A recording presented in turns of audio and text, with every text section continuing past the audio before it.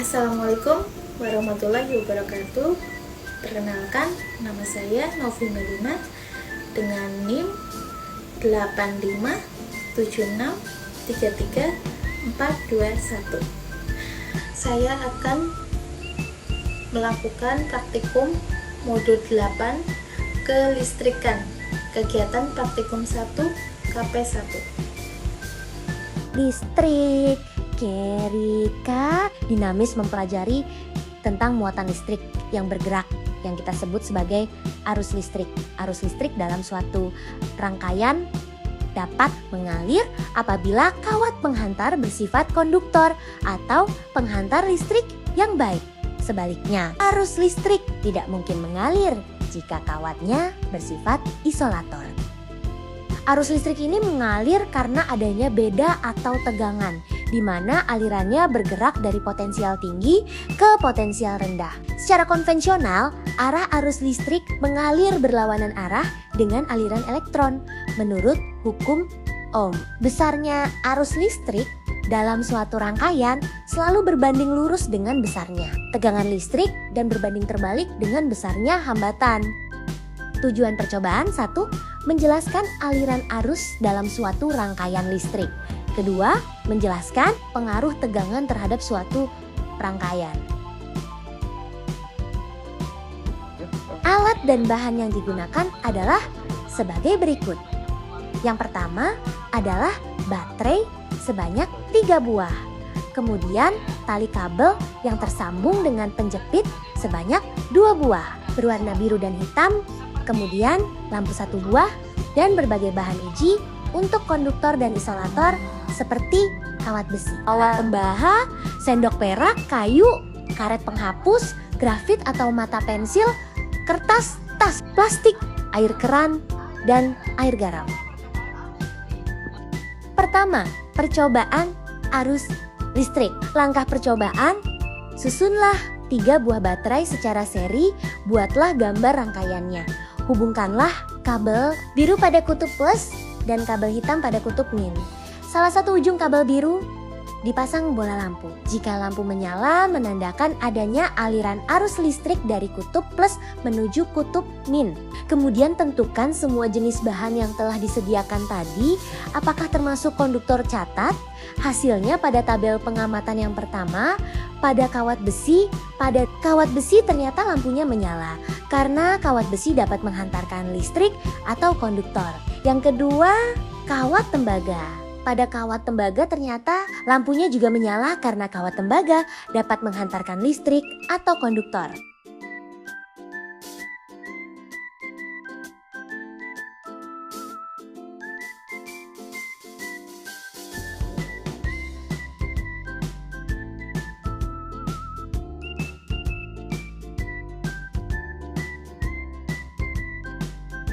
Yang ketiga, sendok perak. Pada sendok perak ternyata lampunya juga menyala karena sendok perak dapat menghantarkan listrik atau konduktor.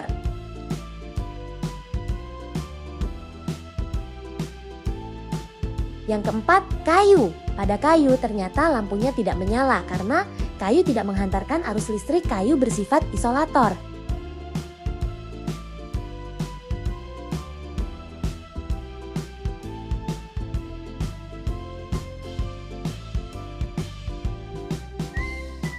Yang kelima, karet penghapus. Pada karet penghapus ternyata lampunya tidak menyala karena karet penghapus tidak menghantarkan arus listrik atau bersifat isolator.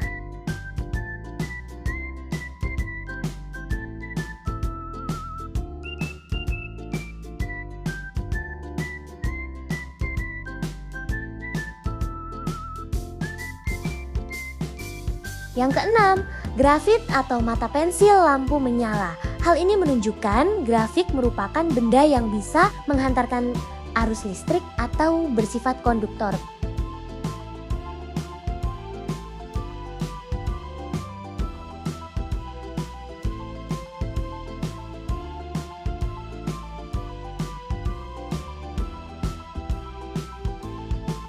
Yang ketujuh, kertas Pada kertas ternyata lampu tidak menyala karena kertas merupakan benda yang tidak menghantarkan arus listrik atau isolator.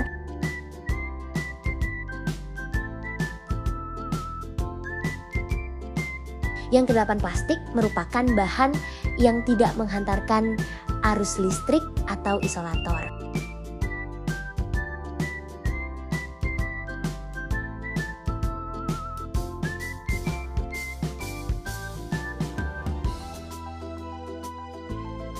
Yang kesembilan, air keran.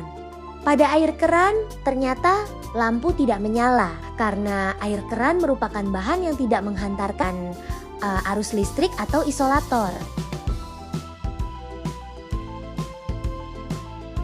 Yang ke-10, air garam. Pada air garam ternyata lampunya menyala, artinya air yang bercampur garam dapat menghantarkan arus listrik. Jadi air garam juga bersifat konduktor. Kesimpulannya, agar arus listrik mengalir, kita memerlukan kawat penghantar yang bersifat konduktor. Bahan yang menghantarkan arus listrik dinamakan konduktor. Sedangkan yang tidak menghantarkan arus listrik dinamakan isolator. Dari hasil percobaan, bahan yang termasuk konduktor yaitu kawat besi, kawat tembaga sendok perak, reaksi atau pensil, dan air garam. Sedangkan kayu karet penghapus, kertas plastik dan air termasuk isolator. Yang kedua, percobaan tegangan listrik. Percobaan pertama, buatlah rangkaian seperti berikut. Sambungkan pada baterai amati, apakah lampunya menyala? Ternyata hasilnya lampunya tidak menyala. Karena kedua ujung kabelnya sama-sama berada di muatan positif sehingga rangkaian tersebut tidak ada tegangan listriknya. Percobaan kedua, buatlah rangkaian seperti berikut, kemudian tempelkan ujung kabel pada kutub baterai positif dan negatif. Amati hasilnya, ternyata hasilnya lampu menyala namun agak redup karena muatan listriknya tidak terlalu besar, hanya menggunakan satu baterai. Percobaan ketiga, buatlah rangkaian seperti berikut, tempelkan ujung kabel pada kutub positif dan negatif. Baterai amati hasilnya, ternyata lampu menyala lebih terang karena muatan listrik lebih besar.